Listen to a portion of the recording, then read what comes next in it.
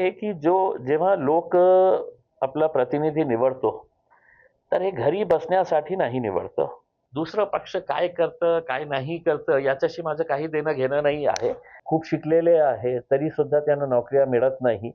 पण माझ्या वतीने मी वारंवार हे प्रयत्न करत राहिलेलो आहे. अनेक कंपनीजला आम्ही अप्रोच करतो आणि त्यांना विनंती करतो, की तुमच्या एचआर टीमला पाठवा आणि आम्ही जॉब फेअर ऑर्गनाइज करतो. काय आहे, की कालच मी मुख्यमंत्री देवेंद्र फडणवीस साहेब जेव्हा आपला बजेट सादर करत होते महाराष्ट्राचा, त्यावेळी त्यांनी घोषणा केली, की आम्ही 50 लाख नोकऱ्या देऊ करके. खऱ्या अर्थाने अशा प्रकारचे पोकळ घोषणा खूप झालेले आहे.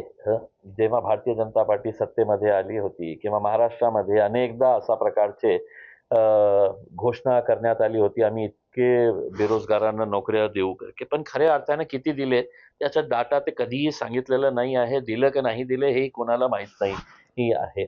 पण माझ्या वतीने मी वारंवार हे प्रयत्न करत राहिलेलो आहे. अनेक कंपनीजला आम्ही अप्रोच करतो आणि त्यांना विनंती करतो, की तुमच्या एचआर टीमला पाठवा आणि आम्ही जॉब फेअर ऑर्गनाइज करतो. सगळ्या मुलांना ते सगळे सुविधा जे त्यांना द्यायला पाहिजे इंटरव्ह्यूसाठी, ते इंटरव्ह्यूज आम्ही सगळं इथेच आमच्या ऑफिसमध्ये ठेवतो.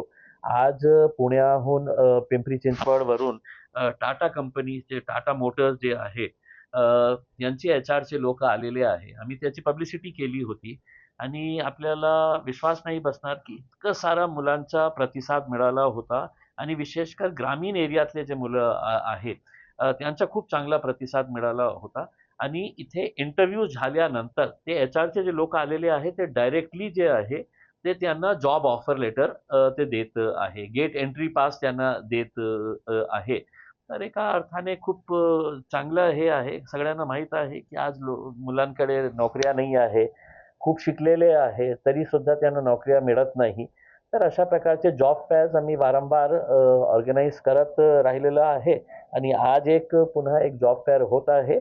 मला असं वाटतं, की खूप सारे मुलांना आज नोकऱ्या तिथे मिळालेली आहे. फायनल डेटा मी घेतलेला नाही आहे.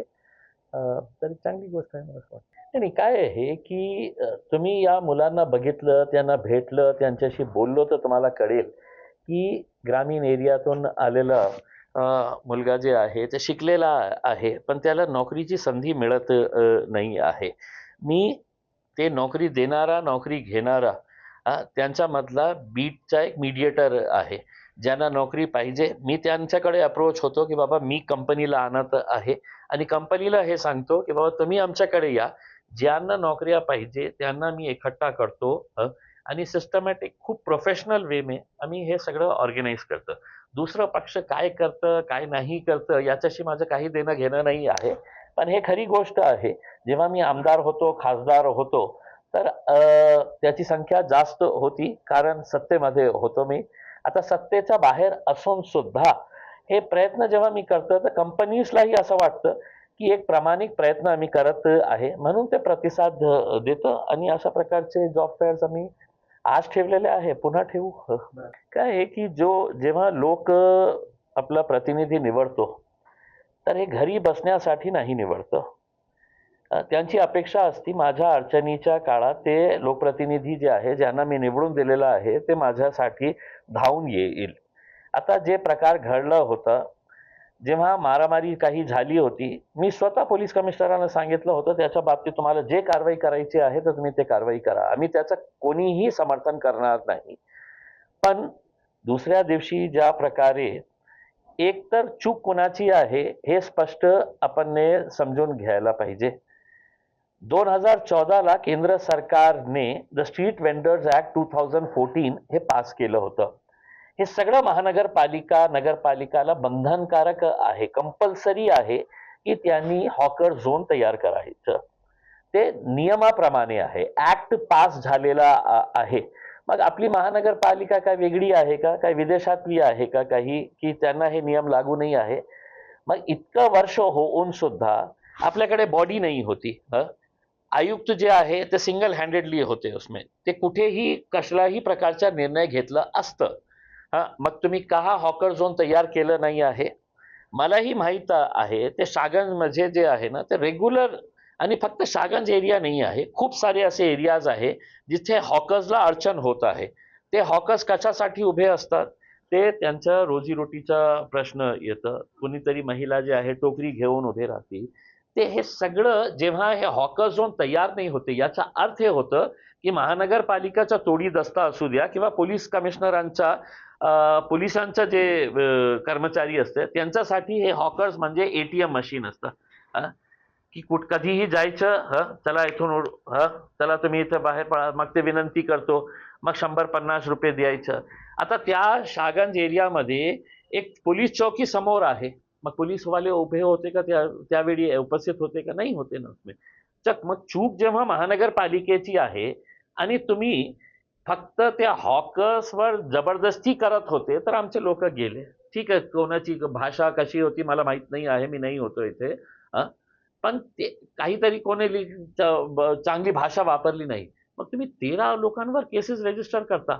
आणि मी आपल्याला ओपन चॅलेंज करतो, हे पोलीस कमिशनरांनी समजून घ्यावा आणि महानगरपालिकेच्या आयुक्तांनीही समजून घ्यावा की जे आमचे कॉर्पोरेटर्स तिथे उपस्थित नाही होते त्यांच्याही नाव त्या FIR मध्ये टाकण्यात आलं. मग कुणाच्या सांगण्यावरून टाकण्यात आला?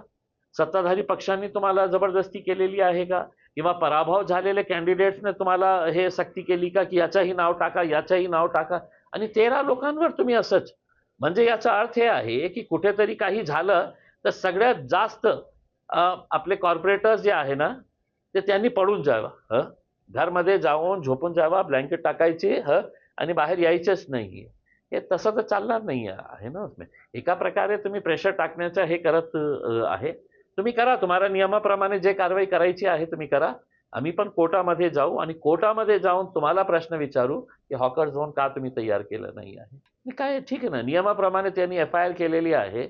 आता पोलीस कमिशनरांनी त्याची इन्क्वायरी करायला पाहिजे आणि पोलीस कमिशनरांनी याचीही इन्क्वायरी करायला पाहिजे की कोणाच्या सांगण्यावरून हे नाव FIR मध्ये टाकण्यात आले. पोलिसांनीच टाकले ना. तर तुम्ही काही इन्क्वायरी केली का की या 13 मध्ये हे कॉर्पोरेटर तर होतच नाही त्यावेळी, उपस्थितच नाही आहे. तुमचे कॅमेरे असेल, मीडियावाल्यांचे कॅमेरे असेल, सोशल मीडियाचे कॅमेरे असेल, त्याच्यामध्ये बघा तुम्ही ते कॉर्पोरेटर आहे का?